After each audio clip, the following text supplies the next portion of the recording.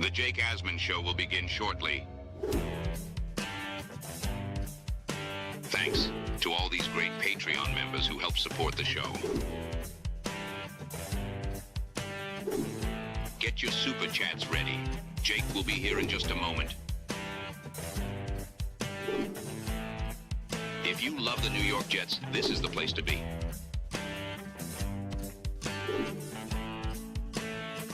And now, the Jake Asman Show. Free Geno, a major Geno Smith update is good news for the New York Jets. Joe Blewett's going to join me. He's a police officer. He's qualified to break down all this. It's the Jake Asman Show. Let's hit it and get it started. We sitting in here, we excited as hell. Now it's time to get to work. Are you a happy guy? Oh my goodness, let's go! I haven't felt joy talking about the Jets in a long time. When they announced it, I went, yeah!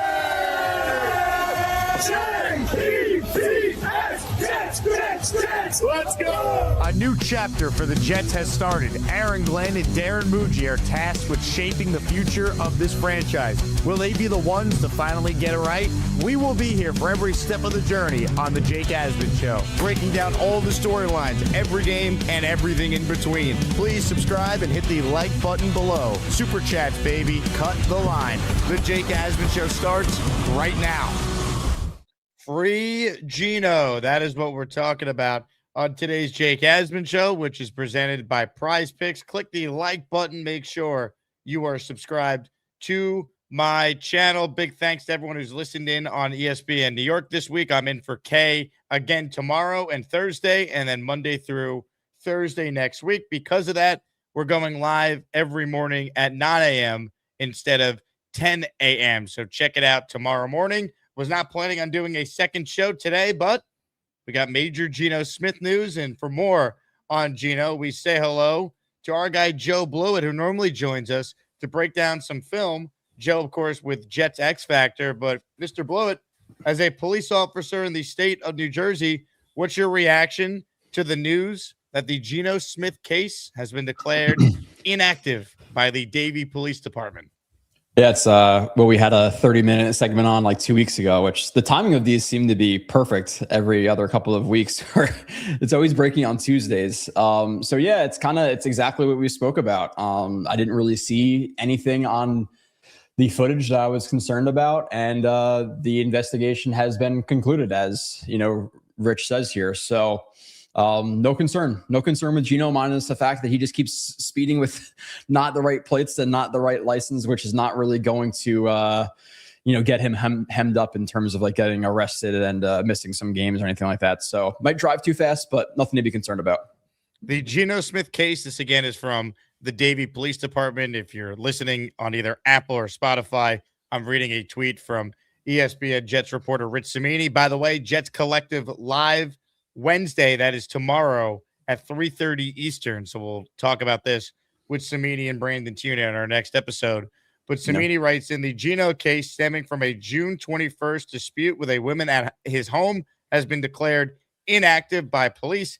The investigation concluded and no charges are being brought. Future investigative action is contingent on additional information or evidence being brought forward, per a police spokesperson. No further investigative steps can be reasonably taken with the information presently available, per the investigators' report. The follow-up from the police report is, quote, due to the inability to review surveillance footage, conflicting stories, and lack of independent witnesses, the officer was unable to determine the primary aggressor in the physical altercation. Smith told police he didn't know how to operate the security cameras outside his home and would have to speak with the security company to retrieve the footage. He provided the officer with ring camera footage, which showed that the woman arrived on scene and aggressively knocked on the door while holding his child, the report said.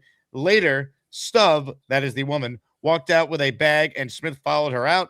The ring camera footage did not show any physical altercation occur between the two. So, again, there's no evidence here, Joe, that Geno Smith did anything wrong. Is that basically, to sum up where we're at? Yeah. Can you pull up the first tweet again from Cimini and then do the follow-up after, so I can just comment on like some of it? Like, no charge being brought for Yeah, like so. This is kind of what I said. No further investigative steps can be reasonably taken without information presently available. It's kind of what we spoke about. It's like when you go to domestic, 99 times out of 100, it's going to be a thing where you make the arrest on scene there. Or again, like if he were to hit her, but she didn't complain of pain initially, but then eventually went to the doctor and he revealed like some type of internal bleeding from a punch or something like that, then maybe you could see it. But still, why would she not say that on scene? We talked about her kind of being the aggressor on that video in terms of like following him and all of those things, which led to me to believe that nothing was going to be brought with these allegations. And I said it. And again, this is not necessarily the case, but people kind of got on me a little bit. But like you see some people who reach a little bit, it could be a girl who is not happy they're broken up. It could be not happy with her financial situation and wants some of Geno's money, could want his house. Like it happens both ways where sometimes the accused is actually the victim. So you can't just, and again, I'm not like trying to victim shame. You cannot always believe the victim. So you have to have enough evidence. And then the next tweet is about the surveillance stuff, which the inability to review surveillance footage, which I'm assuming, and I'm assuming this, which maybe assumptions make an ass out of me, but I'm assuming that means like from neighbors, anything like that. There's no other surveillance footage in the area. And then with him not knowing how to operate his outside of his home, he seems to not know how to do a lot of things like the tags, the license, didn't know I had to carry a license, didn't know how to do, I don't have to do my security cameras, but at least, and again, I'm not like a detective in Jersey, so I don't really do a lot of like electronic warrants and things like that, but you need what we call PC, probable cause, to get warrants for things. And if they don't have any probable cause, if they can't reasonably articulate that a crime was committed, they're not going to be able to get a warrant. At least in New Jersey. I don't know how it works in Florida. Obviously, laws in different states are different.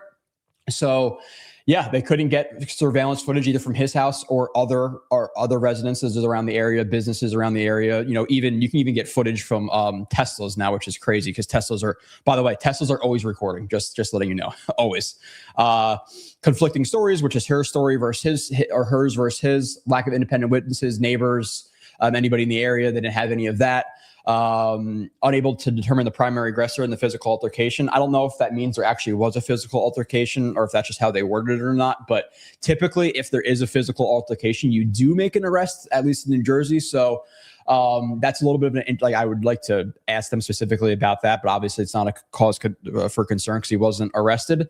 And then I don't think they're not going to be able to get a warrant for the security footage outside the house because there was no probable cause. He showed them the Ring camera footage, arrived on scene, aggressively knocked on the door while holding his child. And then, maybe she didn't hear, she heard what she didn't want to hear and then try to make claims, I'm not saying that's 100% the case, but that's kind of what I was leaning towards at first.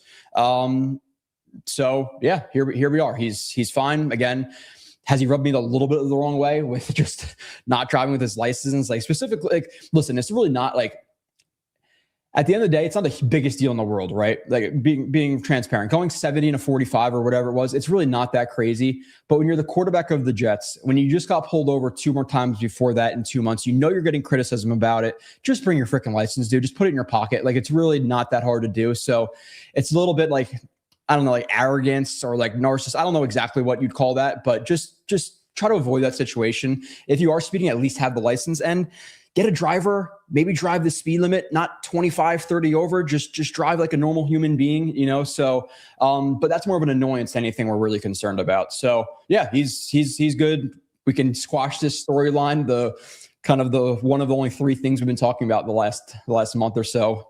Thank God we're 11 days away from, I think, rookies reporting. Thank God is right. I mean, look, the bottom line is this was the only of the 3 instances with the Davie Police Department in South Florida.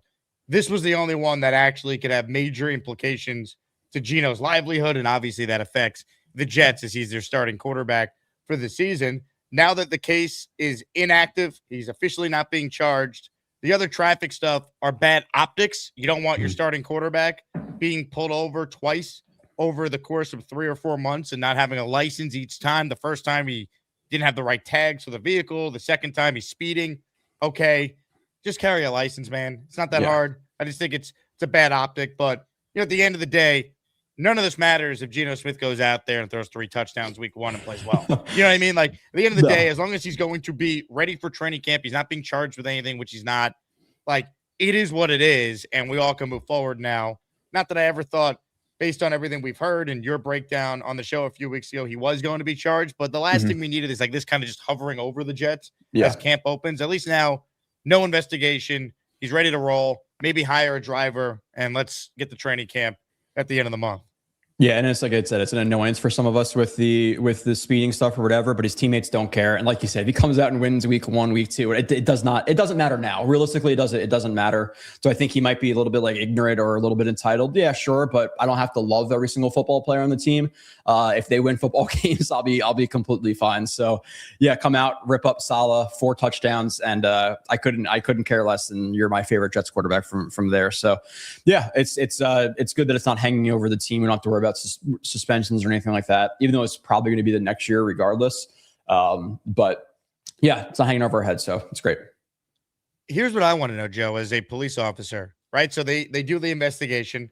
They say there's no evidence that Geno Smith committed any sort of crime. He's not being charged with anything. Geno obviously denied any wrongdoing.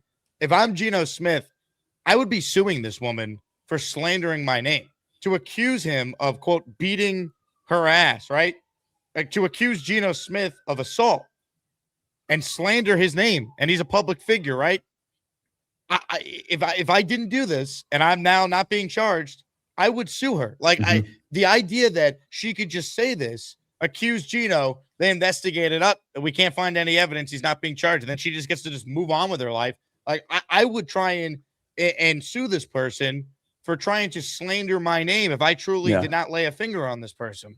Yeah, there's a name for that. I'm just lacking sleep, so I forget exactly what that's called. But yeah, for like defamation of character or whatever the hell that's called. But yeah, he could try to do that, or it could just be a thing where, you know, if she's not necessarily well off and all of that stuff, like how much is he really going to get? So let's just wipe my hands clean of it and not make a bigger media story about it. You know, like if he was dating Madison Beer like Justin Herbert is, or Taylor Swift, then maybe, you know, try to get some money in your pocket or whatever. But you know, I'm assuming she's not the most well-off person in the world. I'm not calling her poor or anything like that, but I'm assuming she's not close to what Geno Smith is making in terms of, you know, in terms of his money, you know, per year. So maybe he just wants to wipe his hands clean of it. Who cares about a few thousand, $100,000, whatever it would be?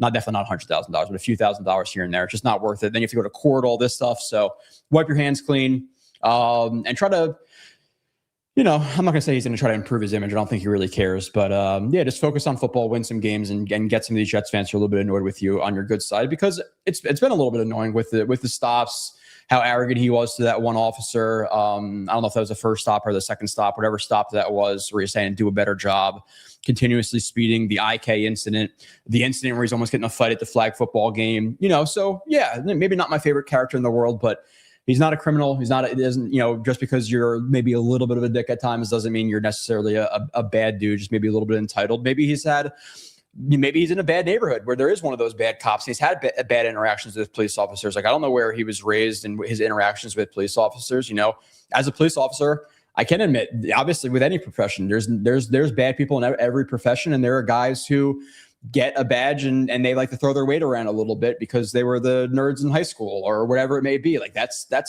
happens. It does. So maybe he's had bad interactions with those guys, and that's kind of swayed his opinion. That's why he comes off the way he does to police officers. So obviously there's context to every situation, but I like to just see him stay out of the news, focus on football, be a good teammate, be a good leader, and dominate, you know, and just make us stop having to talk about stupid stuff like this.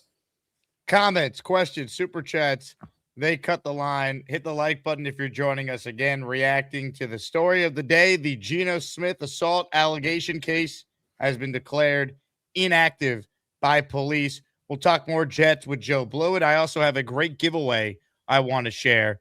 Ladies and gentlemen, a signed football by Garrett Wilson is up for grabs on our show. You have this show and then tomorrow morning's show for your chance to enter. So a little bit of a bigger prize, since I wasn't planning on doing a show today, but the Geno news broke. So let's get some entries in for the Garrett signed football. Plus, you'll be entered in raffle number 81, which features a bunch of great prizes on the show this week, including a signed Darrelle Revis end zone pylon, Chad Pennington signed jersey, Breece Hall signed helmet, and a Jets Legends jersey. So a bunch of great prizes on the show, including the Garrett Wilson signed football, which is our daily Asmaniac raffle prize.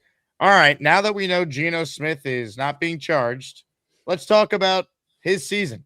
Based on your film study on Geno, based on your breakdown on the Jet personnel, the Jet roster, what are your expectations for Geno Smith as the Jet quarterback going into 2026? Yeah, I think he'll be be a below average quarterback. In terms of like ranking, it's hard to quantify, right? But I think he'll be like near the bottom 10, but 22nd, 23rd, maybe some weeks 15, 10. If he has another week like he did against the Falcons with Jeff Cumberland or the perfect passer rating against the Dolphins, then he's near the top 5. Like he can be that good in some weeks, accurate.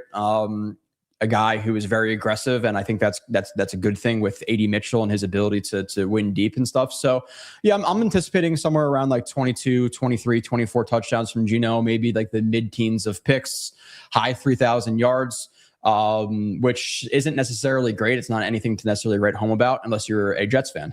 That's the best season we've had in however long. So yeah, I think he'll be perfectly fine. I don't think he'll be near average, though. I think that's kind of passed him by. And those Seattle days, I have yet to go back and watch them, and I probably won't because we're so close to the season. I would be a psycho to go back and be watching Seattle Geno at this point. Let's just see what happens in a month from now. But yeah, no, I expect him to at least be able to carry the offense to be, efficient and one that can actually threaten defenses. Where with Justin Fields, what was the stat with the Broncos game? It was like negative net. It was like negative 53 passing yards or whatever we had, right? With sacks accounted for. I don't think that'll be happening again, So Jets have a bunch of weapons. Geno Smith's going to be give them a chance to, or he's going to give them a chance to make a play on the ball, whether good or not. He's aggressive. We saw that one play of him in training camp with Donnie Mitchell where he split 2 defenders and Mitchell made like a pirouetting 360 type of catch from Geno. So he will try to force balls in the tight windows. He'll give his guys opportunities to make plays, and hopefully they kind of they make out well on his aggressiveness, right? Like make him correct, win that jump ball, win that play, get that yak. So it'll be fun. Even if it is bad in certain incidences where he throws some interceptions, it's at least going to be a fun offense to watch. Jet up, let's go. Come on now, Joe Blewett. Geno is a free man. We're ready to go. He's going to electrify the tri-state area. The offensive explosion. They wrote me off. I ain't right back though. You sound like you're writing Geno off. Bottom 10 quarterback. Come on. Yeah. Hey, I as a Jets fan, I hope he's the best quarterback in the NFL. Obviously, it's just, we can look at the Raiders situation, right? And like, I think some people think he's the worst quarterback, a bottom 5 quarterback in the NFL because of that situation. But I don't think that's true just because of how bad the offense was, and I showed plenty of plays on this channel, right? I did 2 breakdowns, which were 56 plays each. So I did 112 plays on him. So I showed a lot of plays of why the offense wasn't working. Chip Kelly and Pete Carroll not being on the same page, implementing plays or calling plays in games that weren't implemented in the game plan. So it was definitely a mess, but was part of it too, no doubt. But I don't think he's as bad as 19 touchdowns, 17 picks. So again, there will be some weeks where he's near average, no doubt. It depends on how quickly, he adjusts to Frank Reich's offense. Is Frank Reich the right offensive coordinator in the year 2026? Listen, like I know he did some good things. That was about a half a decade to a decade ago. So does he adjust his offense? Does he take more deep shots? Is he incorporating motion to help Geno Smith see exactly what the defense is doing or have a good idea of what the defense is doing pre-snap? There was an interview with one of the vets or one of the guys in recent weeks where he was saying like Geno Smith will hold on to, I think it was maybe AZ Thomas with the Jets website where it's like, yeah, Geno will hold on to the ball last second to see what the defense is doing. So you're hoping that Frank Reich, kind of jumps on the trend of using a lot of motion and stuff to make the defense show their hand a little bit before the ball is snapped. So you're hoping he adjusts that way. So there's a lot of weapons. How quickly does Sadiq take off? How quickly does Cooper take off? Is AD Mitchell what I think AD Mitchell can be? Because I think he's the second best receiver on the Jets currently. Does the offensive line gel? How is Parham versus Simpson? Can Myers take a step up? So there's a lot of factors into making Geno Smith, anywhere from the 23rd, 24th, 22nd best, or 14th, 15th, 16th. It's possible. As a Jets fan, I tend to skew a little bit more negative because I've been burned in the past. So I'd rather, again, expect the worst and hope for the best, obviously. Ladies and gentlemen, Joe Blewett is my guest. If you guys have a comment or a question, make sure you super chat it in. You'll earn some raffle tickets, and we'll make sure we bring it up on the screen and address it. I'm presented, as always, by PrizePicks. Look, Geno's not being suspended, so I continue to put these numbers up when we talk Geno on the show. If Geno Smith can't eclipse 15 passing touchdowns and throw for more than 2,600.5 passing yards, he either got hurt or something has just gone catastrophically wrong here. Again, Geno Smith, I don't think he's great. I think he's going to be a lot better than he was last year with the Raiders, where in 15 games he threw for 3,000 yards and 19 touchdowns. I think he's going to be a lot closer to the guy he was in Seattle, where every year he played, he threw at least 20 touchdowns or more, and he had, at the bare minimum, 3,600 yards or more, including 2 years in Seattle, where he threw for over 4,000 yards. So I think this is free money on PrizePicks. Put Geno Smith passing yards and passing touchdowns in any of your future lineups, because I think he's going to go over this big time. Yeah, if it was like paired with 14 passing touchdowns, but he has to be under 9 or 10 picks, then like maybe I hesitate. Maybe he has a bad season. But like you said, unless he gets hurt, I don't understand how this happens. So I don't have PrizePicks. Maybe I should get it, obviously, being on Use this that show code HMA, Joe Blewett. HMA. So if you were to bet both of these, what are you getting? $100. What are you getting on this? Because I don't it has to be injury, because I severely doubt it's going to be a thing where Cade Klubnik comes in right now. Like maybe if Cade Klubnik was a second round pick, like let's say, he was a second round pick, third round pick, a high third, and Aaron Glenn was more secure in his job where he could take out potentially the better quarterback to see where he is at with a younger guy, then maybe I could see this. But with Cade Klubnik, who is super raw, and I'm anticipating not really playing at all this year, if at all, especially with Aaron Glenn fighting for his job. Like, in what situation is Aaron Glenn going to take out Geno, unless he's just struggling in a way that we cannot foresee? But assuming he's something like he was the last couple of years, then I just don't see how he's benched for Cade Klubnik. So to me, this is like an injury thing, or maybe they're just assuming that Cade Klubnik's going to come in and take the job. I don't know, but I'm like legitimately, I'm not just saying this for any value or anything like that. Like, I'm going to download to put at least a couple hundred on this, because I don't understand this line at all. Comments, questions, super chats, cut the line. Be like Joe Blewett. Download PrizePicks and use the code HMA when you sign up. The link is in the description. Lou B, fresh off of hosting Gangrene Beach Club, is thinking playoffs. We're going to the playoffs. Wild card. Lou, I love the optimism. I love it. I just don't see it, but I'll play this for you anyway. You missed out on this past weekend, Mr. Joe Blewett. No comment. I got the no comment on that one. But nice. And one more comment.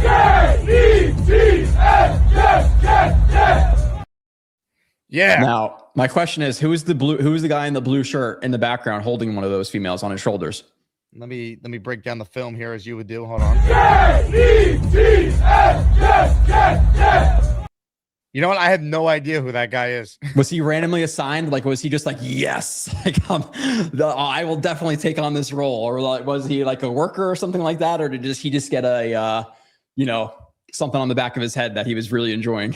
Well, I checked his shirt there, and he wasn't wearing an HQ2 shirt, so I don't know. Okay. Apparently, he works there. Lou says he works there. Okay, yeah, about to say, because if that was just like a random fan, I could see them taking some liberties, So I was curious of who that was, or what lucky Asmaniac, if you roll that way, was in that situation. So I'm hoping for it too. It's just realistically, again, we've been burned so many times in the past, and this is just my way of thinking. I'm going to hope for the best, expect the worst. There's been some interesting questions like floating out there on Twitter, like, would you rather the Jets win 8 games or 4 games? Like, it's an interesting dilemma. Obviously depends on those 8 games, right? Is it an Adam Gase 8, but really his 7 games where it's all a bunch of comebacks, bad teams, backup quarterbacks, or is it 8 games you're actually beating legitimately good teams? You're competing with good teams. You're handling the bad teams. So obviously there's context to it.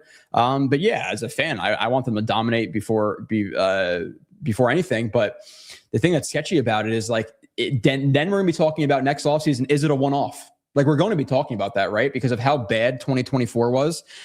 Or 2025 was. If he has a good year in 2026, we're still going to be mentioning 2025, right? Because we can't just assume that he's going to be great in 27 if his 26 is good, if that makes sense. Like, we have to take in that's still a short sample size of good, and you're still putting a lot of faith in him. So you better be damn confident that he's the guy, because you're never going to be as attractive as you are next year with all the picks, with all the cap space. You can have one of the top flight head coaches come here next year. So if Aaron Glenn is kind of teetering on, okay, is he good? Is he bad? To me, at that point, you still get rid of him and you hire a Kevin O'Connell, Mike Tomlin, whatever new hot offensive coordinator we're going to be talking about. So he has to really he has to prove it beyond a shadow of doubt this year. It's not just a thing where I'm like, okay, I can't be teeter-tottering with all the, capital the Jets have.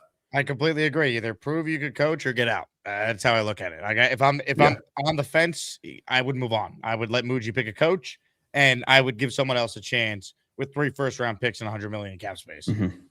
Yeah. And we'll see what happens with Kevin O'Connell and a bunch of these guys. I can't be lukewarm on him in this situation, because then, again, obviously worst case scenario, he drafts the quarterback, he invests all the cap space. Then that cap space invested doesn't fit the new offense. The new defense is coming in. He ruins the quarterback. The quarterback has to learn a new system. So I don't want to be doom and gloom, but I want him to either really suck or really dominate. I don't want to be anywhere in the middle with Aaron Glenn this year, because at that point I'd still lean towards firing him. But is Woody Johnson going to do that?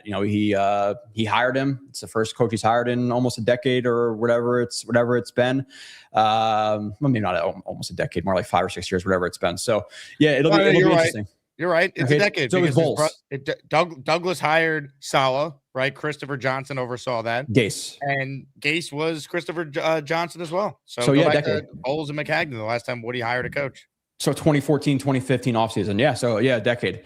I forgot about the Gase thing. Yeah. So does he want to, and listen, a 5-year contract for him for a coach is like a drop in the bucket. If you had to pay him 3 years that he wasn't here, it shouldn't really matter a lot. But does Woody Johnson care about money, or does he care about fans? He seems like he cares about winning enough where he invests his money at the minimum. It's not like we're like the Marlins or anything like that, where it's not investing any money.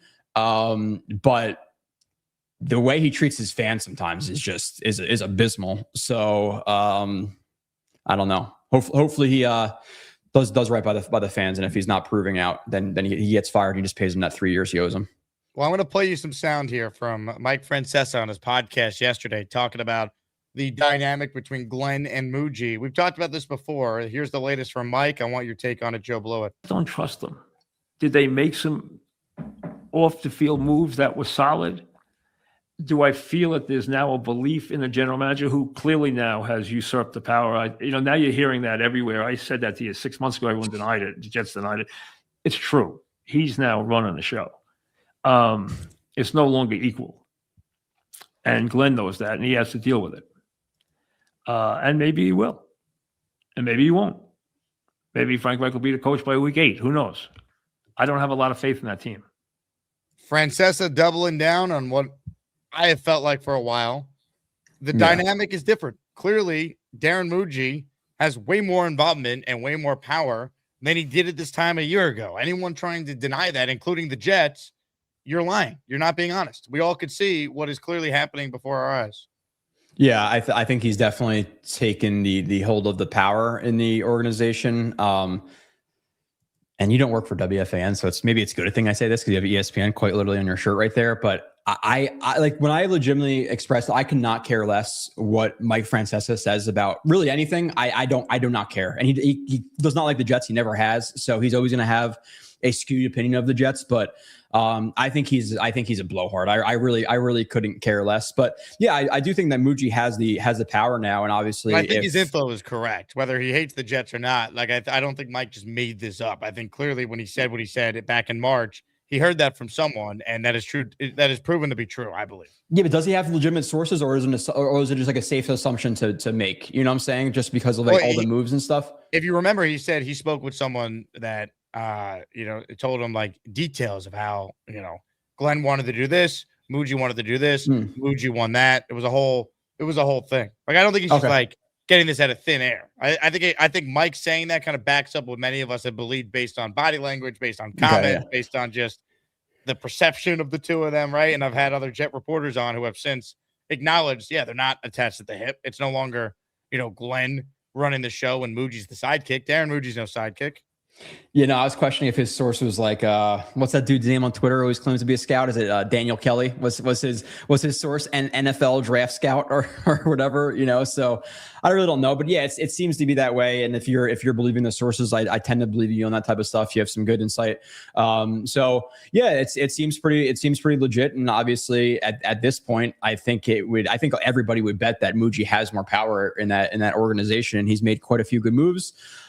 So it'll be interesting to see if Glenn is fired, if Muji sticks around with him, or if Woody just wants to completely wipe the slate clean. I like the way Muji's been operating, so I prefer that he sticks around. And I know we can have some qualms with moves made or not made, and some of the late draft picks, but I think people put too much, I'm not going to say value into late draft. I think the expectations are too high for 5th round picks, 6th round picks. Like there's people out there, oh my God, Francis Mauigoa sucks. He's a 5th round pick. He's a bust.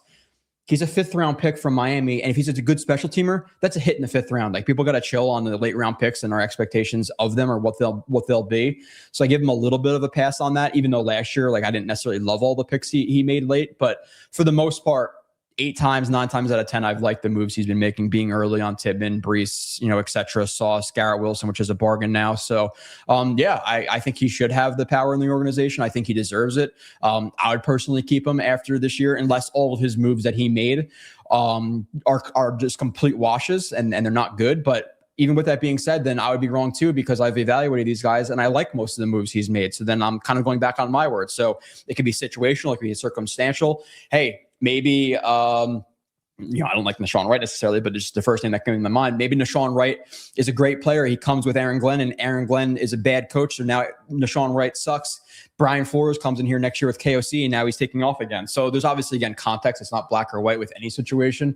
But yeah, Muji has he earned what he has, and obviously speaking to Aaron Glenn a little bit too, right? With Aaron Glenn having 3 wins, it'd be different. He had 8-9 wins last year. The power structure wouldn't have changed, but historically bad coach, so it'd be hard for him to keep a hold on the power structure, regardless of how good or not Muji was. But I do give credit to Muji. And by the way, this to me is a good thing if Muji has more power. He should. I'm not saying this is a negative. Aaron Glenn was incompetent for basically the entirety of his first year on the job. He's the one who has to prove a lot more than Muji. Muji still has to hit on quarterback and maybe coach if he gets the chance. But I trust him far more than I do Aaron Glenn. I'd rather Muji be the top football decision maker. And the other thing is this. I like organizations where the GM is in charge. Like Aaron Glenn was a first-year coach. Why was he given power like he's Bill Parcells? Because he played for Bill Parcells? Bill Parcells had 2 Super Bowl rings when he started coaching the Jets. I never understood Glenn being the ultimate power broker when he had never been a head coach before. He had no pelts on the wall, so to speak, whatever the expression is. Be a good head coach first. Then we could give you more say in personnel. Yeah, and you nailed it. When he was first hired, it's like you want a guy with experience because this is a monster. It's a monster to take this organization. I think it's the toughest job in the NFL, being the head coach of the Jets right now. Because you inherit each coach that moves forward inherits the latest playoff job, which is now at 15 years. Which you could say it's not the same organization. I'm not responsible for that stuff, but it still falls on you. You're still going to get that fan pressure. We're still going to be as impatient as we are. But I don't want to give Jets fans a bad rap because we're impatient, but we also cheer for roughing the passer calls. We are thirsty for anything. So 7 wins, we'd feel good this year. Maybe not all of us. I know Yo Holmes in the chat wouldn't be good with 7 wins, but that's the most we've won in 10 years. It's like we are so thirsty. We deserve so much. So yeah, it falls on him. And you said before, most of the year he was incompetent. And I think you'd probably adjust that. Which part of the year was he competent at all? I don't remember one instance where I was like, oh yeah, that's pretty competent from him. I I know you're worried not trying, maybe not trying to be too harsh or whatever. Or when they beat Dylan Gabriel, or when they beat, Kirk. Their 3 wins were against backup quarterbacks last year. And it wasn't even a backup quarterback with the Browns. It was straight special teams returns. Like that's the only reason we won that game is because of special teams and Banjo. So they should have even really won that game. Yeah, it was as bad as it could possibly get. Again, I like Rich Kotite, Adam Gase. He was worse than Adam Gase, no doubt. I didn't watch Kotite. Kotite was head coach of the Jets when I was 6, 7, 8 years old, whatever it was. So I clearly wasn't really tracking it like that or really at all. So I can't really speak to him. But Adam Gase was far more competent than Aaron Glenn in certain situations, especially with opening drives. Like at least he impressed me with that. So yeah, he has to work from the doldrums now. Like he was in the pits last year. Don't forget, like last year we were talking about him getting fired at week 5, 6, 7, 8, 9. Like the entire season we were begging for him to get fired. At least you and I were. So he has to prove a lot this year. I cannot be lukewarm on him to give him all these assets. He did nothing competent last year. Absolutely nothing, from the media to the in-game stuff to all of it. There was nothing. Even hyping up guys who didn't deserve hype. Michael Clemens, whatever it may be. There was nothing that I could grasp onto last year. Absolutely nothing. I mean, when he was asked about his first year at the end, like, what are some of the things like you guys did well? And he referenced their field goal protection. Enough said. I mean, he referenced they ran the ball, and he cited a game they were down by 20-something points in the fourth quarter against the Jaguars as an example of when they played their brand of football. Again, we all know how bad it was. No one wants to hear it. He's here. He's the head coach. I hope he proves all of us wrong who have doubts on him. But he's got to prove us wrong or he's gone, because this roster is good enough to be able to properly evaluate whether or not he has any clue of how to be a head coach. Yeah, exactly. He has a lot to prove. Last year's as bad as it gets. And like you said, like there's no benefit to being negative, especially for us, like with all the negativity over recent years. Now, maybe if we were Ravens fans and like there's been some positivity, maybe there's some pop in views and stuff if we're negative, but we've been negative for so long. It's nothing that we want. Like realistically, we want the Jets to win the Super Bowl, but I would be lying if I just didn't voice my concerns on how bad he was last year. Like I would just be straight up lying. And, there's some people who spin stuff positive because positivity sells, but I'm not that person. I know you're not. I am not that person. I think he sucks. I think we win 6 games. He gets fired. But yeah, I'm hoping for the Super Bowl and we can all celebrate and, we'll go to a parade and all this stuff together and get absolutely obliterated at a Jets parade. My God. I think we have to do a thing if with all the Asmaniacs in a situation when the Jets win the Super Bowl and we go to a parade or a party that everybody puts their phones in one of those bags that comedians put the phones in, have Lou B take care of the phones, because there could be no video footage during that parade or that party, because my God, I might get in trouble. Ladies and gentlemen, Joe Blewett with us here. Comments, questions, super chats, cut the line. Garrett Wilson signed football. You got this show, and then tomorrow morning we're going to raffle it away. Wasn't planning on doing a second show today, but the Geno Smith news obviously is a big deal, so we had to go live and give you the latest. Plus, Joe normally joins me Tuesdays. When you have a guy who is as plugged into the Jets as Joe, and he also happens to be a New Jersey police officer, there's no better guest we could have had on to cover this story. We have no one that has sent it a gifted membership at this point, so I'm going to gift a membership. If you want one, here's what you need to do. Like the video, subscribe to the channel, and make sure you have in the settings that you want to receive a gifted membership. I'm going to gift the membership, and if you get it, I will put you in both the daily and the weekly raffle, your chance to win a Garrett Wilson signed football. So I'm taking out some cold, hard-earned cash that I won playing blackjack with Wayne Corbett, and I'm gifting one membership right now. Hit it. Listener Jet fan since birth 129 is officially in the Asmaniac raffle for one entry. We'll do some calls if you want in on the conversation. Again, Joe Blewett with us here. Hit the like button and make sure you are subscribed to my channel if you haven't already. I went through this with Sabo this morning. I want your take on it, Joe. So the Jets all PFF team. This is just based on Pro Football Focus's database. They tried to take the average of a player's best few seasons with the Jets to determine if they made the team or not. So I'm going to put it up on the screen here. Offense, defense, it's all in front of you. What stands out for the New York Jets all PFF team? This is just based on 06 to last season. So 06 through 2025. So I already see it in the comments. Where's Curtis Martin? He would not be eligible for the all PFF Jets team. So take a look and you tell me your thoughts. Yeah, it's obviously not necessarily the strongest in the world. Like if you did this with the 49ers or something, it might be pretty absurd. Like imagine the Ravens all PFF team. I don't like, and this is gonna be crazy to say, but I just looked it up really quickly because I want to make sure. Are we sure Chad Pennington's the quarterback? 2006, 17 touchdowns, 16 picks. 2007, he was injured, 10 picks, 10 touchdowns, 9 picks. Like the quarterback might be Ryan Fitzpatrick in 2020 or 2015, honestly. So I think you should probably change that, which sounds ridiculous. But again, if you're just basing off 2006, 2007, he threw 2 more touchdowns than he threw picks. So I don't know if I agree with Chad Pennington. If you want clutch, by the way, you could go 2010 Sanchez. Yeah, that's what I'm saying. Like but like I Fitz, dude, it's Fitz. Like I guess you can go Sanchez, but like I think Fitz does better with the Jets in 2010 than Sanchez does. Like that team was just amazing in terms of run game, weapons, etc. So I would put Fitzpatrick at quarterback, which is sad to say, and do not think I'm saying that Chad Pennington overall is not a better quarterback than Fitz. But look at his 2006, 2007 year, 2008, he was traded to the Dolphins. So I don't know about that one. I would put Fitz there. Breece Hall, yeah. Garrett Wilson, yes. Lavernius Coles, yes. I would put him there, even though I don't know how his later years are with the Jets. Transparently, I can't remember his stats. So you might argue for like a Decker there. You might argue for...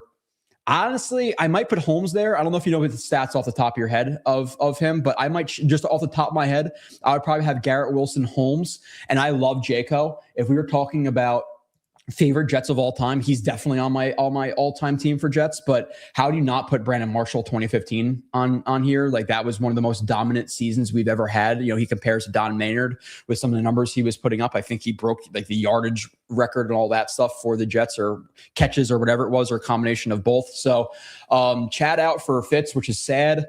Cole's out for Holmes.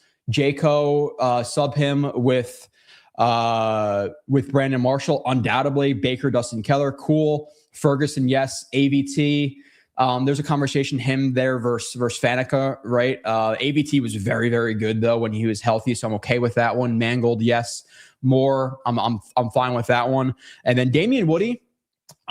This is just a conversation. I don't know if I would actually replace him just because of the longevity and what he did, but I might put Membu there. Like just take a risk on Membu because I think Membu's ceiling is higher than Damian Woody's ever was.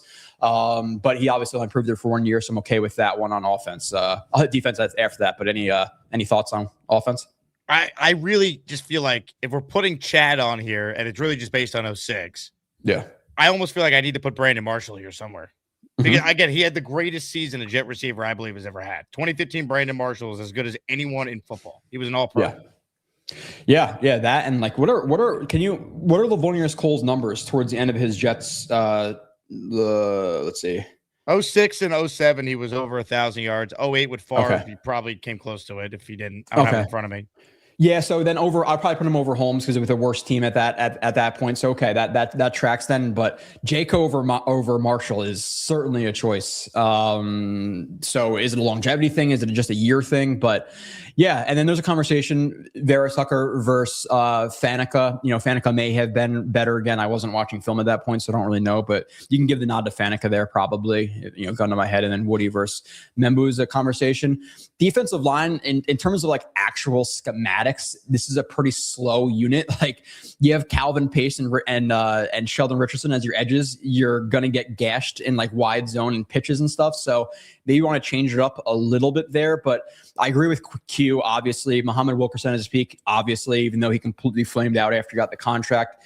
Sione Puha. Again, are we talking peaks of guys? Because Chris Jenkins, I'm putting over Puha. Love Puha, but Chris Jenkins was an absolute monster when he was healthy. So that's a conversation. Pace, Sheldon fine. Pace, honestly, and maybe we have to do a review of McDonald coming up because I think he's underrated. I might replace Pace with McDonald just for the pass rush upside if you're actually building a team. So that's a conversation. And this is going to be the next one that people are going to hate. There's only 2 more adjustments I would make on defense. This is I shouldn't even say this because it's not going to earn me any credit.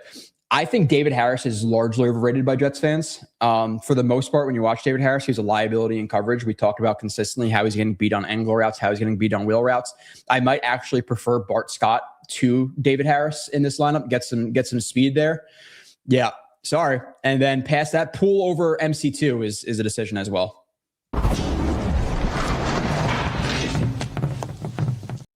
How dare you, Joe Blewett? How dare you? I'm going to piss you off more. I also think D'Brickashaw Ferguson is generally overrated by Jets fans. No, you don't. Yes, I do. I think now, obviously, the longevity and how healthy he was great, but I don't think he was ever like a top 5 dominant left tackle. He was a multi-time Pro Bowler, though. Yeah, no, I think good, but not like very good, but not elites. Like I think when some people talk about him, and maybe it's just Jets fans I interact with on Twitter, but they talk about him like he was a top 3 left tackle for 10 years. That's just not the case in my opinion. He struggled in the run game. He's a little bit like Fashanu in that way. But we weren't doing podcasts at that point, but we remember David Harris, right? Like in terms of coverage, like he was not good in coverage. So no, but he was really stout, a good leader. He was, but I think Bart Scott's peak might be. I don't know. I think that's more of a conversation than people think it is. I think because David Harris was here first and he was the leader, people automatically assume him. But if I was building a linebacker unit, like Harris and Mosley is obviously like relative to their peers, it's a lack of athleticism there. I think Bart Scott was definitely more athletic than Harris, so I think he might be a better fit next to Mosley, who'd be the Mike in that defense. Because Mosley's peak is, can we at least agree Mosley's peak is easily better than Harris? Yeah, I think definitely. Now, defensive tackle, D-line, I need to put Chris Jenkins on here somewhere. Yeah, that's what I said. Take out Pujols for Jenkins. Now, if it's gonna be like, hey, injuries, he might not make it through the season, then fine, okay. It's a conversation, but at that point, like, give me Wilkerson at nose tackle and put in Sheldon at D-line, whatever it may be. Porkstar actually makes a good point that Vilma was here until 2008. That's actually... No, Vilma was gone by then. Jonathan Vilma got traded after... That was in the early 2000s, right? Or not, like mid-2000s, like 2004 or 5? Vilma won Rookie of the Year, in 04, and then he played 05. I think he was gone. Mangini traded him. After... Jonathan Vilma was not a Jet by 08, though. Okay. So, Porkstar, check your facts. Yeah, Jonathan Vilma got traded after the 07 season. He was a Saint from 2008 on. Yeah, I think the non-negotiable one, or the two non-negotiables on defense are, and actually it's a good point by Dave Brigham here too. Snacks. I would put Snacks over Pujols as well. Like Snacks was absolutely dominant. I think if Pujols played on a worse defensive line, maybe he wouldn't stand out as much, but his defense was dominant. But I think the non-negotiables are, like, I don't think you can really disagree at all, or at least in my opinion, is Pujols for Jenkins or Snacks, and then Poole over MC2. MC2 was better than Poole. And then again, in my personal opinion, I'm taking Scott over Harris. I'm sorry. He was plodding. Even in that era, he was a plodding linebacker. The easiest two decisions on this are Mangold and Rivas. Yeah, Q is non-negotiable. You cannot not have Q. Quinn would be on there too. Yep. Yeah, Q is definitely on there. Brickashaw is definitely on there. And then, like, unfortunately, these guys aren't necessarily studs. They're not Travis Kelce, but like, could you really even think of another guy that even gets close to Baker and Keller? Like, there's nothing close. Like, and I don't, maybe I'm reaching here, but is Conklin the third best tight end we've had since 2006? I said, can we play a Nunwa tight end to Sabo earlier? Because it's honestly, this graphic kind of just shows you like how important Mason Taylor and Sadiq are to actually be good. Yeah. Because you go back to 06 and this is the best we could do at tight end. That's not good. Yeah. Baker was nothing really to write home about. Like to my recollection, touchdown maker, Chris Baker. But he was more just like average, right? Again, like this is early in my fandom, so I'm not going to speak to it very much. But he was just perfectly average, like fine, you know. But Keller was like a legit receiving option his first couple of years until he started to rack up some injuries. So I would put Keller at number 1 pretty easily there. But yeah, it speaks to how listen. There's a reason we've been suffering, and a lot of it's head coach and stuff. But this isn't like there's a lot of names we recognize, so we'll kind of glaze it up a little bit, but. And there's some great names on here, but overall, this isn't the Ravens, the Niners, you know, the Steelers, anything like that. That's for sure. Well, you know, what's funny. The conversation with this now has to be, who's the coach for this team? It's got to be Rex, right? Yeah, it's Rex. And like, even that, like, yeah, he gave us a good 2 years, but after that, man, some of his decisions and stuff off the field and what he was doing really flamed him out. The problem with Rex is when he got involved in the personnel, once the roster started to become him and Tannenbaum and Mangini's players weren't there as much, that's when it fell apart. Like, Rex is the reason why Quentin Coppola was drafted. That was his pick. Kyle Wilson was his pick. And Tannenbaum kind of screwed him a little bit too. And after, no offense to your co-host or whatever, but after hearing him speak, maybe it kind of reveals why the Jets didn't do so great under him. But so sorry for that. But the like those years, and I remember looking at this, and again, maybe it's just because it was 2 decades ago, I'm not really remembering, but I remember specifically looking at those teams when I was a kid, because at that point, not like getting into film, but I was a diehard Jets fan from probably like 10, 11 years old, I was watching every game and stuff. But those years, I remember looking at the contracts, and all of the contracts were backloaded, just like Douglas did a little bit with like all the void years, all the dead money upcoming years. Like, they signed all those guys. But I remember thinking, like, they have like a 2-3 year window here, because shit's going to hit the fan really quickly when you have to pay off all these contracts with all the dead money coming in future years. That's what happened. They got rid of, just like the Nets in those years, like they got rid of like Richard Jefferson for Yi Jinglong and Bobby Simmons. You get rid of fan favorites like Jaco for Derek Mason. You get rid of Braylon Edwards and all this stuff. It's just, it went really downhill because of those contracts. And then, like you said, that paired with Rex starting to make the roster decisions. He's good. Like, just because you're a good coach does not mean you're a good scout.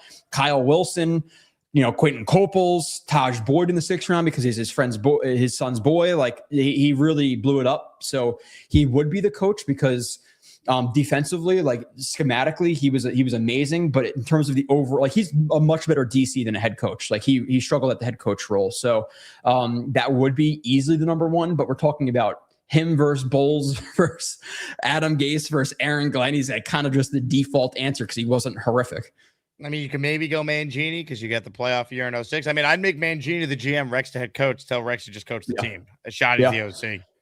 I think that's the only other one you can go with, because he got close with, I would say, rosters that were not as good as Rex's. And like, obviously we got far in the 2009 and 2010 season, but it like we kind of not scampered, but like we just got into the playoffs those years, right? Like, it was like 9 and 10 wins. Okay. 09 was, Rex had the famous press conference after they lost to Atlanta that year. Obviously we're out of the playoffs. They were 7-7. They needed help. They won their last 2. They got in. 2010, They were a legit team. That team won 11 wins or 10 wins, and they 10. were 11-5. Yeah, they had the playoffs clinched going into the last week of the year and played backups and killed the Bills in week 17 that year. They were a legit team in 2010. 2011, they were 8-5, then lost their last 3. They should have been in the playoffs that year too. Yeah. You're playing Tannenbaum for getting rid of Cottry, for Derek Mason and that whole mess. Plaxico Burress replacing Braylon Edwards. Like, and I've talked to Mike T about this, so anything I'm saying now, I wouldn't say to his face. We've had the discussions on the air and off the air. Like, the chemistry factor, that's when they started to make the team more Mark Sanchez's team, and they were going to build it around him and all this stuff. And like, he wasn't ready. Team got worse. Damian Woody retires. The roster started to turn over, and Sanchez wasn't good enough to really elevate a team that wasn't stacked around him.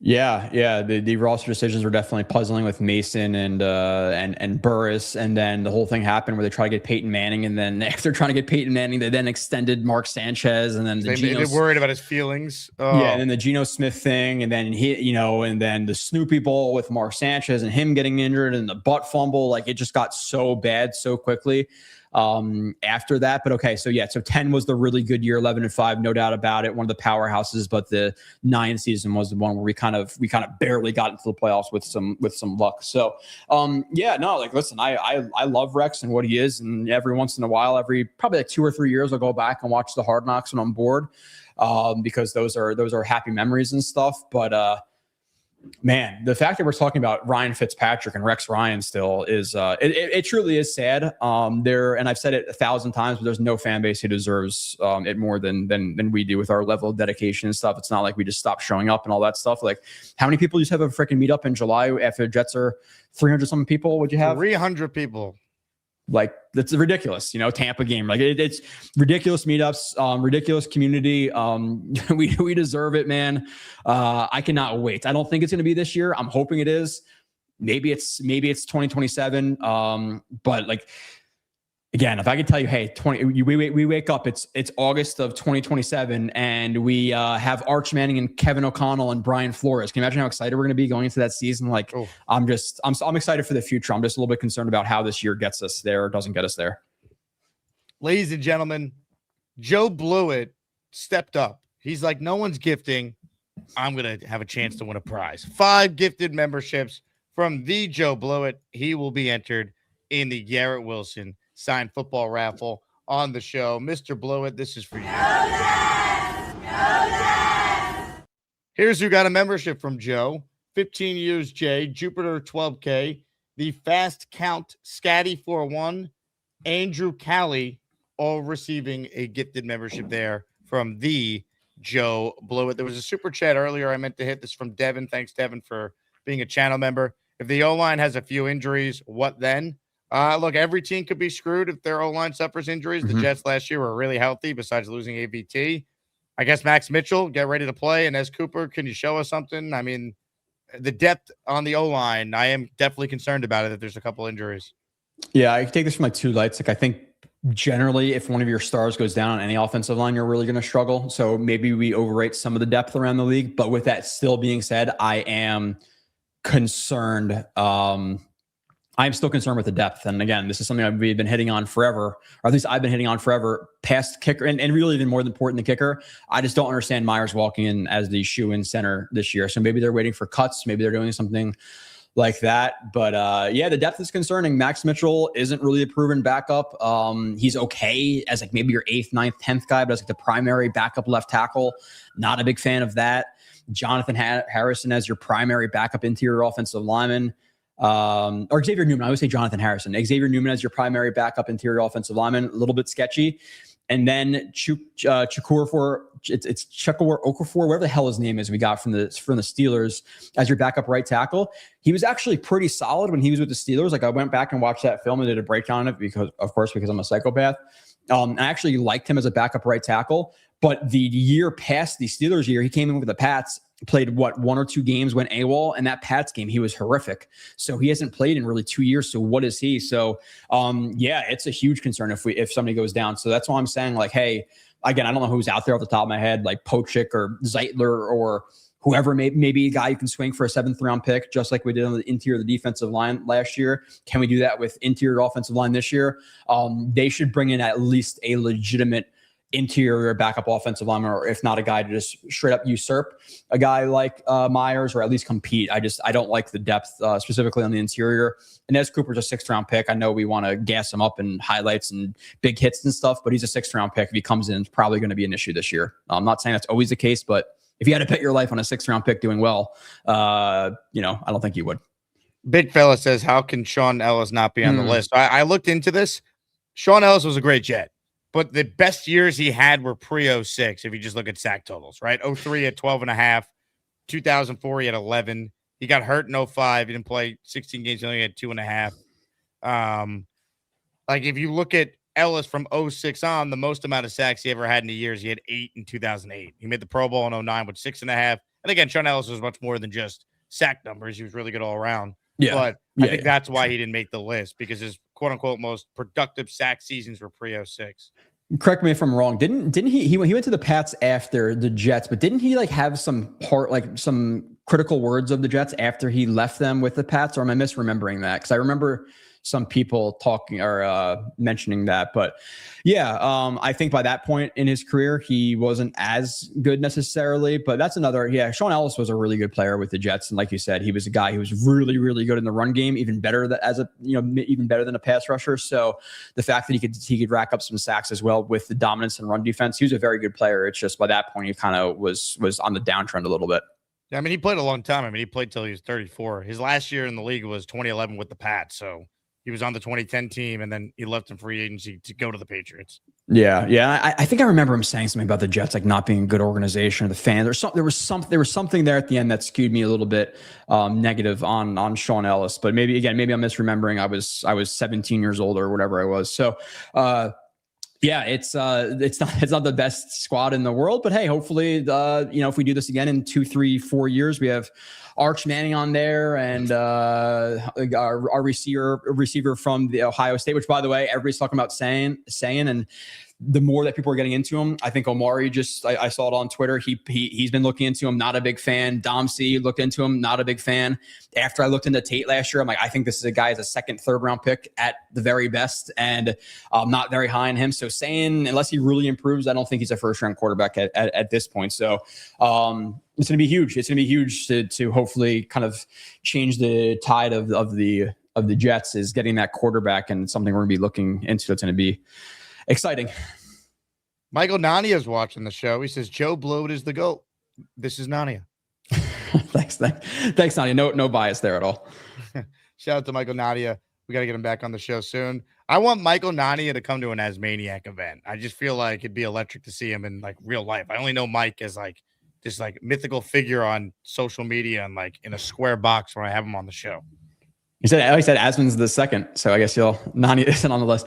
Yeah, I met Nani at a few games. When he does go to Jets games, he usually stops by the tailgate. So yeah, maybe we can convince him to come on. It was October 28th. I know. Oh, perfect that you mentioned this. Here's Jets fans, get your tickets, whatever. But let's go. Yeah, it's the 28th, I think, or whatever it is. That Dolphins game, I'll be there. So I told Jake the story of why I didn't go to this one. I just, unfortunately, with my job, I cannot guarantee I'm getting out of work at a certain point unless it's past 16 hours. Working past 16 hours, you can get in trouble at that point. But I got forced to work until 10 a.m. after midnight, and there was just no way I could go, then show up to work the next day. So I'm not going to be the full story of exactly what happened, but yeah, I got stuck. But I will be there. Dolphins game, undoubtedly. I already told the wife last time, like, listen, I didn't go this weekend. I'm going in October. So no shit. Don't give me any shit about this. I can't wait. You know what I like about Nania too? He's a big Knicks fan. So I mean, come on. Huge Knicks fan. Yeah, huge Knicks fan. I don't think he really rocks with baseball or hockey. I think it's just Knicks and Jets. So he's gotten on me and Sabo a little bit for old man yelling at the cloud about how the NBA isn't the same as it was 20 years ago. So he put like a whole article or whatever study or tweet thread about how the NBA is just as good, and basically screw all the old people who don't like it anymore. So, ladies and gentlemen, he is the great Joe Blewett. Joe, you're the man. No film this week. We're strictly relying on your police background for the Geno situation. Yeah, no doubt. Next week, McDonald or Briggs or whatever we're going to do. We only have like 3 or 4 more weeks until we're breaking down. A month from today is preseason, by the way. First Jet preseason game, 1 month from today. So we have 4 more weeks of non-actual like new film to watch or anything like that. So yeah, if you want to trickle in some film reviews in the next 4 weeks, I'm assuming next Tuesday, maybe Geno will be in more trouble with the law because it's every Tuesday that something comes out and we could talk about it, but we'll figure it out, and I'll see you next Tuesday or wherever we're going to figure out with your schedule. Joe, you're the man. We'll talk soon. All right. See you. Ladies and gentlemen, the great Joe Blewett. Last chance to get in on the raffle. If you want to qualify for the Garrett Wilson Sign Football, gift a membership for your chance to win. You heard Joe mention that Jets-Dolphins game on October 25th that he's going to be joining us at. If you want to go, tickets are still available. We only have 70 total tickets that were made available from the Jets. It's our annual Asmaniac meetup, section 146 in MetLife. Tickets are $150. It includes a post-game field pass to join us on the field afterwards. It's first come, first serve for Patreon users first. Comes with your membership, and then anything we have left over, we will open up for the general public. But if you want to go to our annual group buy game, join the Patreon, patreon.com/Jake Asman Show. Once you join, you'll see on the dashboard, the pinned comment is the link to be able to lock in your tickets for the Jets and the Dolphins. Shout out to Genergy and Cynthia, who purchased 2 tickets to come join us in October for the meetup. And speaking of meetups, the Chef Kevin meetup at the Cloverleaf Tavern is August 1st after the Jets practice. This event is free.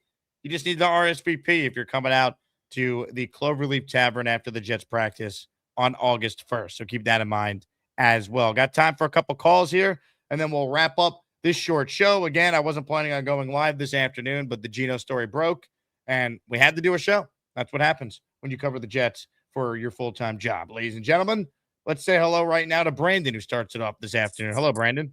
How's it going, Jake? What's up, Brandon? Yeah, so at first I was gonna say Geno should sue, but after hearing, the status of you don't know the status of that girl, since probably not worth it. But the one thing I will say is he should be more cautious of the women he brings in his life.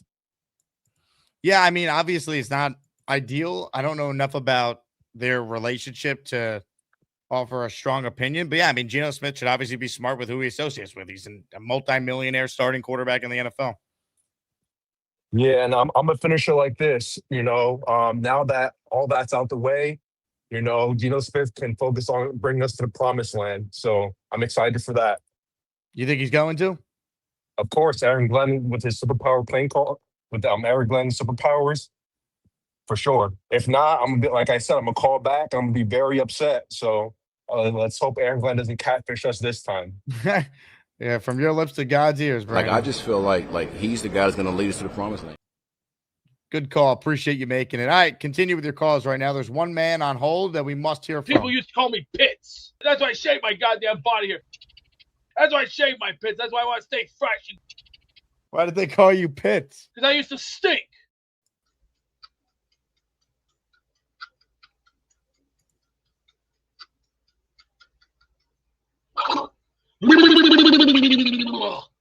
Ay caramba. Whew. That felt good. That water felt great. So, how was the ESPN New York radio today? Was it good? How was it, matey? Where did it feel great? Listen to the boys.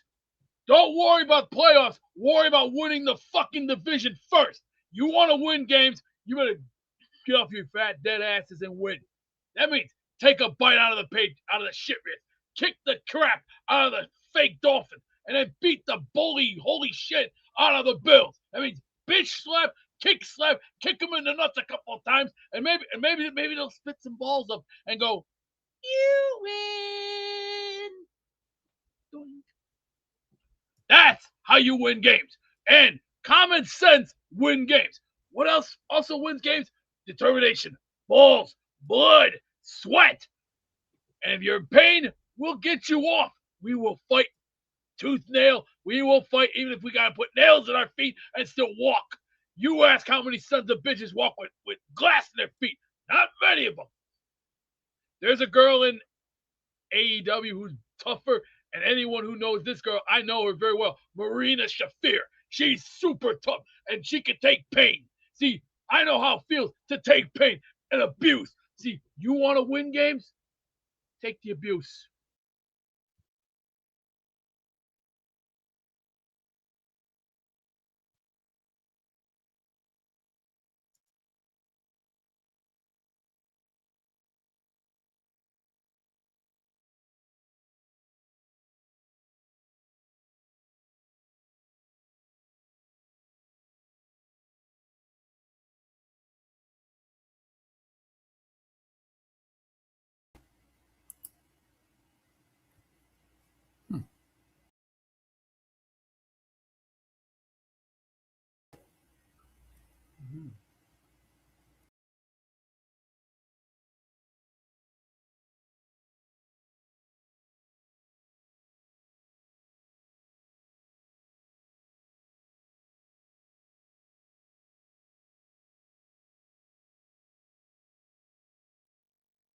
I don't know what just happened. Kelly Maria, shout out to Kelly. She's in the Asmaniac raffle for one. Can't wait. Thank you, Kelly. The amount of AI slop that is about to be emailed to me after what Beast just did at the start of that call. My God. Ladies and gentlemen, I got time for one more call. If Mad Max ain't yapping about jets, that boy, he's jamming, he's slamming, freaking dancing, wall smashing. I'm Jake Asman. If Mad Max ain't ever stopped yapping, that boy, he still be dancing. Then call Jake Asman, he got an orange wall. What's up, Asmaniacs? How you guys doing today? So let's talk about that Geno Smith situation. So Adam Schefter said that the police report is not going through. You know what this shows? That woman was just bitchy, Jake. You know, and that's just how some girls are. Some girls are just bitchy. You know, these college girls. Some of these college girls are just bitchy. You know, at the frats. You know, that's just how life is, Jake. You know, some of these college girls just like to bitch about stupid shit. You know, and then, but let's see. What's up, Max? This is one of your dumbest calls you've ever had. Nah, ever. This is not a college woman. Geno Smith was accused of assaulting a woman. That's a big difference than a woman being a quote unquote bitch. I know. I'm just talking about the situation. I know, but it was like your situation with women in college has nothing to do with Geno Smith's that's ex-girlfriend accusing him of assault. But let's see, Jake. You know, there could always be more situation. Probably every Tuesday. And honestly, how is the Atlantic City event, Jake? How is that? What a transition! It was great, Max. And then where's Beast? Where's Beastbreaker? Can we get him on the line? Because we need to talk about the preseason. We have 3 weeks of preseason. We have Tampa, Pittsburgh, and the Giants. What if Beast doesn't want to talk to you? Why do you assume he does? I think Beast just wants to see how I'm doing. Look at these muscles. All right. People used to call me Pits. That's why I shave my goddamn body here. That's why I shave my pits. That's why I want to stay fresh. Why did they call you Pits? Because I used to stink. Do you have a brain? Seriously? You are like an annoying rodent that comes out every day like a rat. You're like a boring rat. Oh man, what have you done today, B? You don't get it, do you? You don't get it, do you? I do. Like come on, you just no. You're just not my back pocket. Not my back pocket. You don't. I've seen a lot of things in my life, but you haven't been to the promised land just yet. You see what this face has been through. War. I've been through hellacious rage. You haven't been there yet. You still got a long to go and a long way to go. How's Beast? How's you're not storm, in. How's Storm not there, Beast? Is that somewhat part of your concern, Sonny? But I don't think you are qualified to go down this road. You're not in my league, pal. You're in the wrong place at the wrong time. Until you grow some balls and some muscle, take a back seat. And that clown music, that definitely fits the description for a chia pet putz like you. And you know what I mean by chia. Chia. Yeah, you don't know what a chia pet is. I do. I've seen chia pets before. Can you give us a USA chant, honestly? Can you give us a USA chant? Why don't you just shut the hell up, you overbearing, wannabe Christian Cage lookalike wannabe? Look at that AI. You got nothing. Good. Look at that AI. I'm a very dangerous weapon, and you're not even qualified to be in that league with this power. You fit to be a clown. And I'm sorry to tell you, you are no worse than Bozo the Clown. And at least Bozo the Clown had a common sense and common knowledge. You don't even fit that description just yet. You're more like for kindergarten through maybe third. You're slow. See, I've been around this a lot longer than you have, kid. Take a ticket, get in line like everybody else, and work your way up the ladder. See, it's called the ladder of success. You're not there yet. You'll get there one day, but not at this current moment in time. See, it's all about nowadays. You young punks think. First of all, let me explain it to you. No, I have kids. Unlike you, loser. You're still the big version because why? You haven't scored. You haven't scored any pussy yet. You're still a bat boy. BATBOY. Bat boy. Get used to it, son. Beast. These eyes have seen it all. How was your weekend, Beast? Let's hear about your weekend. Do you have anything else to fly with? You know, I got over hundreds of thousands of things that keeps my drive alive. Unlike you, what you can't do, Pally, let me address something for you. Have you broken bones? No, you haven't. Have you been slammed? No, you haven't. Have you gone through mosh pits? No, you haven't. You haven't learned nothing yet. See, that's what you think about. See, you think it's, stub a toe, get a pass and a high paycheck. What did I do to earn my paycheck? By bleeding, sweating, fighting, taking it to the limit. You think it's all easy, so you can go, oh, look at me with my fancy little paycheck. That's why you're not qualified, and you'll never get there. Was it still a storm lawn care? Are you even mowing lawns or even making money? Because I've been doing that. Did you ever learn? Do you ever read the newspaper? Do you ever read books? Do you ever even think about good things in life? I don't think you do. Right, sure. Where have I heard that before? Oh, I forgot. You basically haven't even begun to even get near first base yet. You're not up there with the likes of Derek Jeter or Alex Cora or even Rocco Bardelli or even Joe Carter or even John Allroot or even some of the other greats like Rain Sandberg.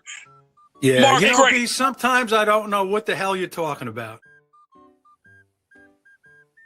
You don't have it. You don't have it. Jackson? Honestly, you don't have it.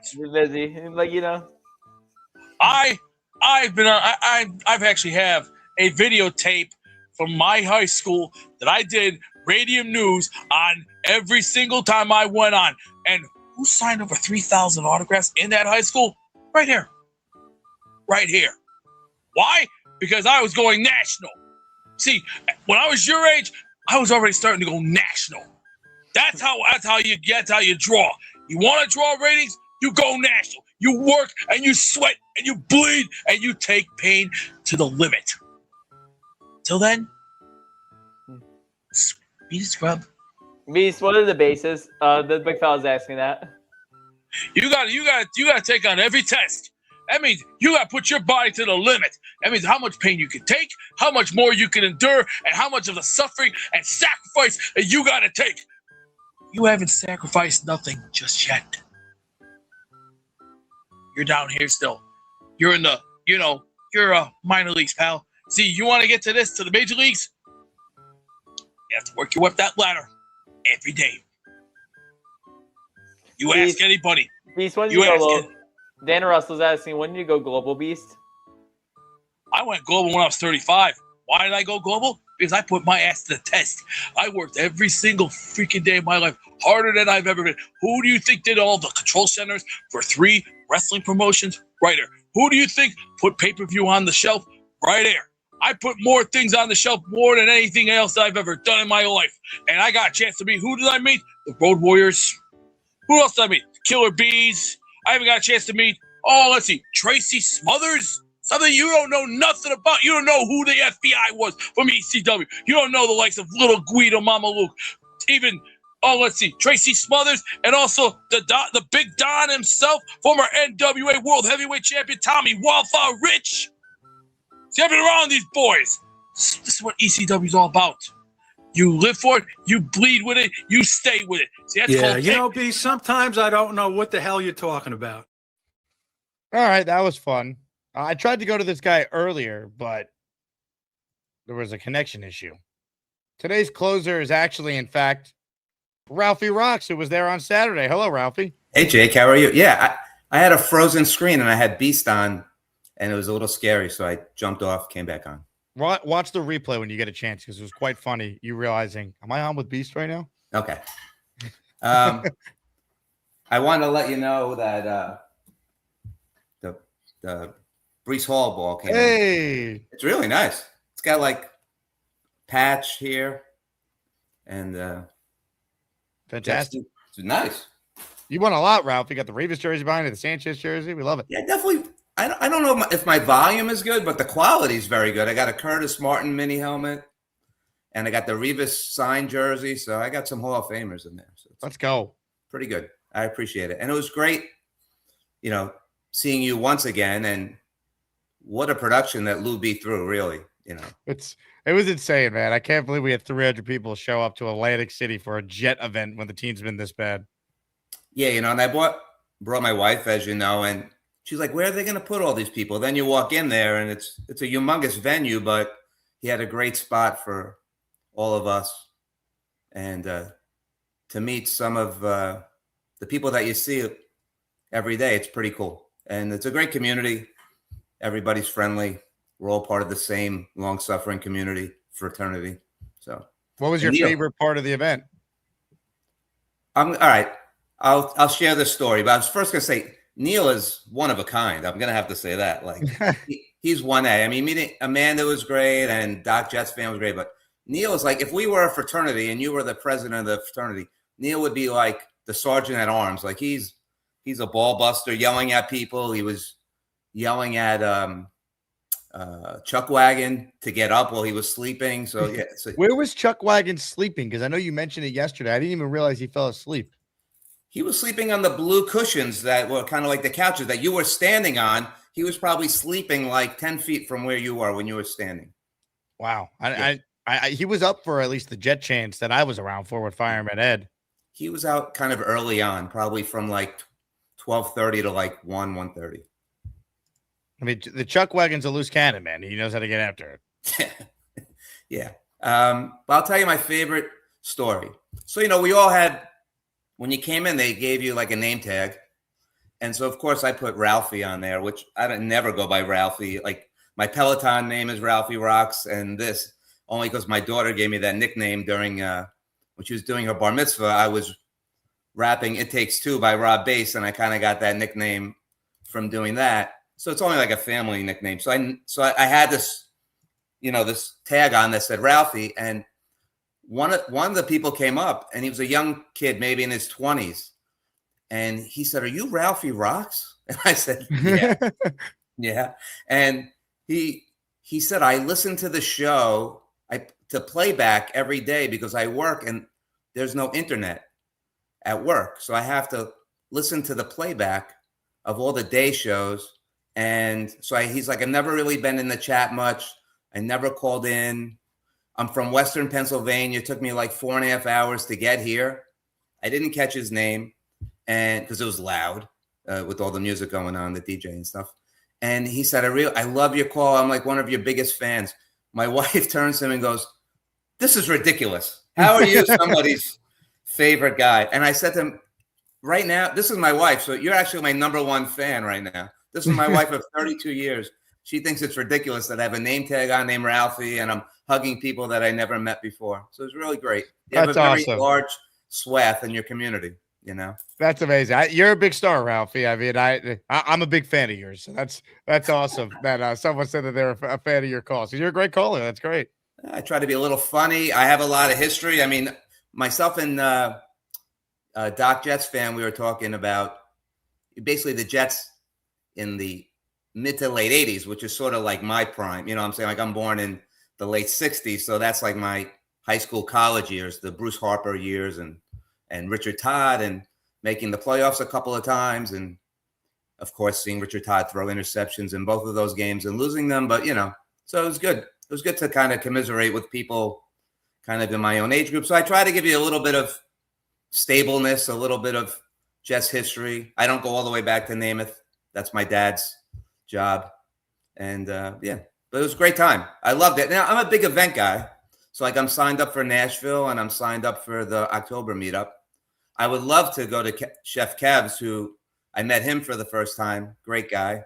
But we're going to be away. I'll be in Venice on the 1st of August. Oh, nice. That's awesome. So it's a Venice, Croatia, Greece trip. So that's like the very start of it.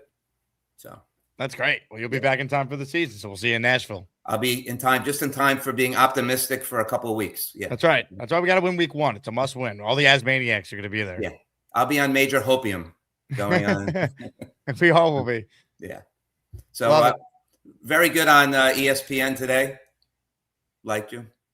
Thank you. I appreciate it. No Michael going on K. right now. So I love that. No Michael K. That's my favorite Don drop. That's a great drop. It's a great drop.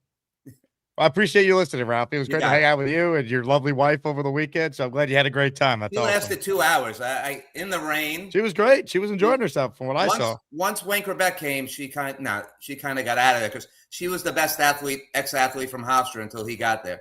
That's right. I remember you telling me that your wife played, was it softball? No, she played in Hofstra? softball. Yeah. She played softball. I had a kind of, now I didn't go to Hofstra. I met her on a ski trip, but I had to kind of, find the one or two girls on the softball team that might actually even like guys. Not that that's a bad thing, but I found one there. I found an athletic, young woman. And what's funny is we had kids, and Hofstra started getting very good in softball, and they started sending alumni like this booklet every year. And my wife opened it up probably like in 2000, and we graduated in 89. And she was number 3 on the list for walks in a season. So she still was in the top 10 in one of the categories, even like 12 years after she graduated. So I'm the second best athlete in the family, I think. And actually, maybe not, because my daughter has a national silver medal in figure skating from when she was like 13. So I might be relegated down to 3rd or 4th, but that's okay. I love it. Well, Ralphie, you're the man, and say hi to your family for me, and we'll see you in Nashville. That's going to be great. You got it. Have a good one. Ladies and gentlemen, the great Ralphie Rock. Part of Gangrene Beach Club over the weekend. Ralphie's great. Shout out to Ralphie's wife, who braved the elements. Honestly, and a couple people have said this, the rain really wasn't that bad because I was just not paying attention to it. I was just trying to have a good time, which was very easy to do because that place is incredible. Shout out to Lou B, who's in the chat right now. Candyman in the raffle for 2. $10 super chat. Jet up. Go Jets. Hit it. Colin in the raffle for 1. Let's go. I need to find video of Chuck Wagon sleeping. Now, how did no one capture that? We need to get the video of Chuck Wagon asleep at the event. Sleep in here? I'm looking. Maybe not the best clip to play with the cursing there, but all right. I'm looking for the Chuck Wagon. I don't see him. Is he asleep on the couch? No, I don't see him. Let's go through some of the other videos I have handy here.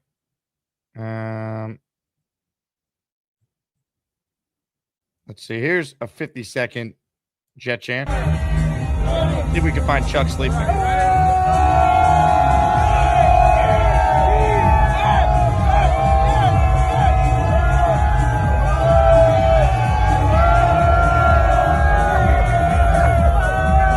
Right there. He's not sleeping. He was awake for this Jet chant. That's me on the couch in the white shirt. There's the wagon.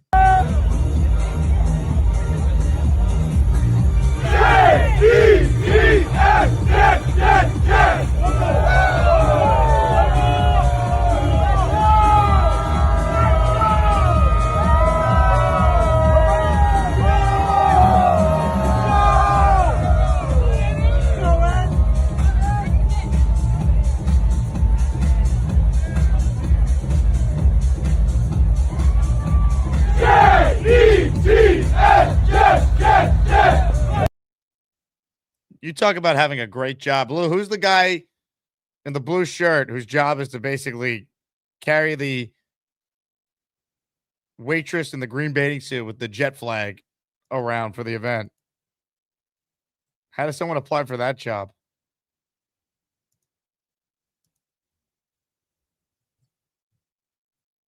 Unbelievable. I see PBM is in the chat. Here's a great video of PBM meeting Larry Johnson.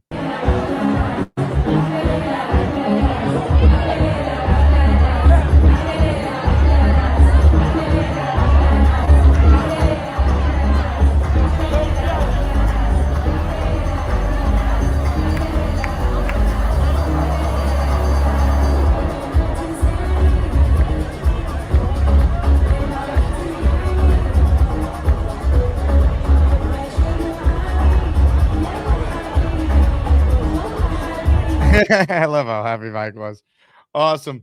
Ladies and gentlemen, Ralphie Rocks, who just had a great call, just gifted 5 memberships to the community. Let's go.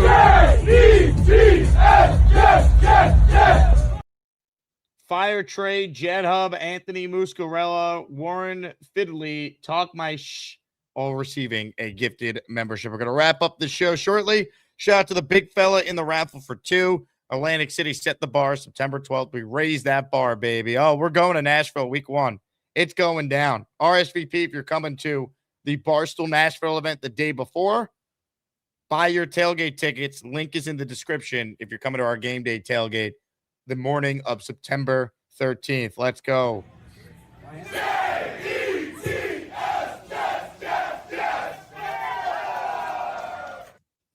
You guys are the best. We're back at it. 9:15 a.m. Omari Brown joining me. Doing radio again tomorrow from 1 to 3. So our shows this week are starting at 9 a.m. Jets Collective tomorrow afternoon at 3:30. So 3 shows from yours truly tomorrow. 1 on YouTube for the Jake Asman Show, 1 on radio, and then 1 on YouTube for the Jets Collective. So the work never stops. The climate just changes. I will talk to you guys soon. JETS. Jets, Jets, Jets. Hey, Asmaniacs, make sure to hit the like button and keep on supporting the Jake Asman Show. That's right, Beast. If you don't subscribe to Jake Asman Show, the Jets will never win another game. Go Jets!